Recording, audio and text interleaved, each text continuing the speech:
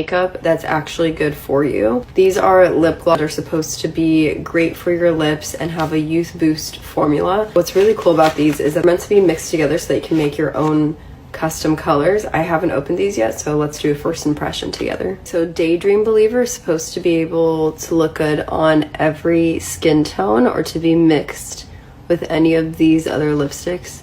Very shimmery. This one is Sunshine on Me. I feel like it's gonna have a similar effect but more golden. These next two shades are the ones I'm most excited to try.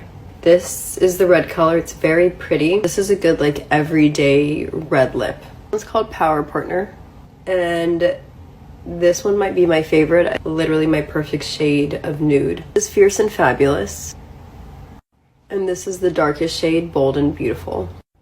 So I just put on lip liner and I'm putting on that nude color.